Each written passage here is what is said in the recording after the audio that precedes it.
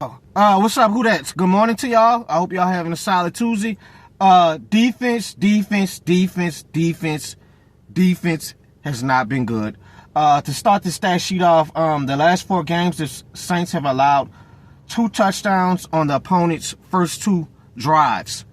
So to start the game, when they're getting on defense, they're getting walked down early, and they can't stop a nosebleed the first 2 possessions of the game.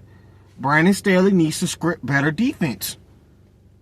I mean, we got to start allowing teams at least to a field goal to start the game off. They can't keep going out their first possession and walking us down like that. What else do I have? Chase Young, first game back. Like I said, he got pressure, but it's always been pressure with no sacks. It's always been like that. I'm going to lay off of him. I laid off of him the first game against the Patriots this past weekend. This was his first game back after missing all his time. Now I'm about to be evaluating you now. You going against a shaky offensive line against the Chicago Bears. You and Granderson need to get back there. I'm not looking for Cam Jordan to do much. He's older. It's up to y'all to start getting back there and getting pressure. The Chicago Bears offensive line has been better than it was last year, but it's still opportunity to get to Caleb Williams. And like I said, I'm going to get to our game preview on Saturday against the Bears. So I'll be evaluating you now. $40 million, man. I'm going to be evaluating you starting against Chicago. This secondary is not good at all. It's not good, guys. To start it off with CB1, Kool-Aid McKinstry, he's been extremely bad. They have been targeting his ass. They have been targeting him. Teams have been targeting him, and I say that in the previous video. If your CB1 is getting targeted, then any other cornerback, whether it's your CB2 or your slot corner, that is a problem. Your CB1 should not be getting targeted like this. Against the Patriots, Drake may target Kool-Aid 5 for 5 in man coverage. He targeted him 5 times. He completed 5 times for 83 yards. So that means Kool-Aid didn't make not one damn play on Sunday. He didn't make not one play. Not one. You're always a step behind somebody. You gave up a bad drag route early in the game. I think that was the first possession in the game. You're 5-10 yards behind somebody on a drag route. You gave up the curl route in clutch in the fourth quarter in around clutch time to get off the third down. I think it was to Matt Collins. No, it was to Booty. You gave up that play. You got to start making some plays, son. They can't keep targeting our CB1 like this, guys. 5 for 5 for 83 yards. And to piggyback off the Giants game, you got your 2 picks, but the one to Bo Collins where Jackson Dart was trying to get him on a slant, I don't even think Bo Collins probably knew he was getting the ball. So you got that one. Okay, cool. Then Jackson Dart came back through another pick to you. Looking for somebody, just threw it up. All you had to do was be in the right position. You was. So it wasn't like you really was locking shit down like that. Like, you know. And you got your 2 picks. We win the game. Cool. You get your credit. I gave you a gold star. I'll give you that.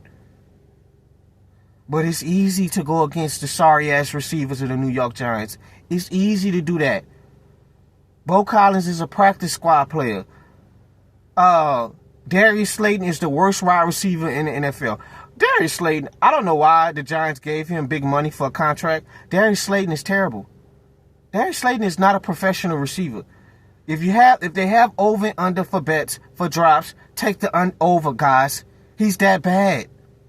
So it's easy to be able to dominate them. When you coming out here against real receivers, a real offensive coordinator. Now, we know Josh McDaniels is a terrible head coach, but he's a damn good coordinator. And then on top of that, the quarterback is starting to turn into one of the better young quarterbacks in the league. Drake May has been phenomenal this season. I think he's ranked number 1 in completion percentage. That's how you know he's phenomenal, because he's not missing on throws.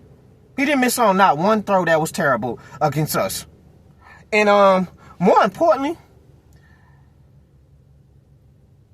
y'all got away with that crap against New York with the deep ball. Y'all listen to me, who that's. We got away with that. Because Jackson Dart, the first one, I think he threw a deep ball to Darius Slayton. Of course, Darius Slayton drops the deep ball because he can't catch. He dropped it. We gave that up. That was supposed to be completed. If y'all remember what play I'm talking about. He dropped that one. Then they came back and ran another deep play. I can't remember who it was to. And Jackson Dart underthrew the receiver badly. And that receiver beat the corner and the safety. So y'all got away with it. So you know what happened? Who that's? Josh McDaniels watched film. He went in the field room and grabbed Drake May and the wide receivers. I feel like we could take shots on their behind. I feel like we could take deep shots on their ass all game. And that's what they did. That's exactly what the Patriots did. They took deep shot after deep shot after deep shot, and y'all gave up plays. It really should have been completed for the Stephon Diggs play, but they called a bogus offensive PI on them. Refereeing Sunday was terrible on both ends. Both ends. I don't know what the referees was doing on Sunday, but y'all really gave that up. You really gave the Pop Douglas second touchdown that got called back. You gave that up. You gave that one up. Brandon Staley got to figure this out. Maybe these guys need to get it, play man and get and play press coverage, because I'm not gonna blame all of it on the secondary, because the pass rush is F. They've been an F pretty much. They picked it up late in the Giants game, but the Patriots game, F. They didn't get to Drake May at all, guys. At all. F. And when you have a young secondary that's trying to figure stuff out, you can't have lackluster pass rushing room. And you can't run zone and confuse quarterbacks, because you can't run zone like that, because at the end of the day, if you're not getting a pass rush, people are going to be running in zones all day. Linebackers and corners have zone assignments that they have to stay in, guys. So you're probably going to have to get in front of these guys' face on pre-snap and play press, and just hope for the best and hope these guys can hold up in man. That's all I can say. Y'all let me know if y'all want to see what Staley want to do, what you think is better for this defense, because these guys can't cover nobody. They can't cover nobody. Alontae Taylor, Drake May targeted him. He attempted 7. He completed 5. So he went 5 for 7. Alontae gave up 38 yards. Quincy Riley, he targeted him 4 times. He completed 2 completions. For 44 yards. It was a kind of a bad play with Sanker and Riley. It looked like they kind of had some miscommunication on a deep ball to Pop Douglas early. So it's just, they're young. But I tell you what, Riley looks professional, because Isaac Yadam did not look professional. I don't want to see Isaac Yadam out there ever again on my Black and Gold. Play special teams, bro. So for the young kids like Sanker and Riley, it's just a learning experience. You're gonna have these games like that. But I tell you what, man, I think this draft class looked pretty decent. Obviously Sanker should be better against the Bears. Riley too. Obviously Calvin Banks has been pretty solid as well. So it's just a matter of being able to be consistent, guys. But defensively, we have to be better than this. This ain't going to cut it, Brandon Staley. You got to figure this out. You got to find out what works for this defense. But not all of it is on you. The players have to execute. We know that. We're going to against Chicago. I don't think Chicago is very good. I think that 3-2 record is fugazi. They struggled against the Raiders, and the Commanders were just screwing stuff up last night. I don't think this Bears team is good. I think they're just middle of the road. I think they're middle of the road.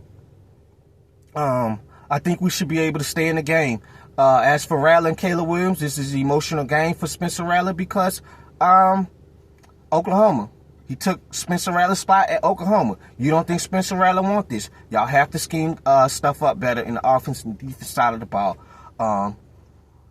Next video I got for my Who Dats, I got Spencer Rattler. I seen some comments that I watched for other Saints that I don't like, other Saints news and podcasters that they still kind of blaming Rattler. I got that coming for y'all. But I want y'all to be safe. And, you know, we gotta do better, guys. But y'all be safe out here on Tuesday. I'll see y'all later. I'm out.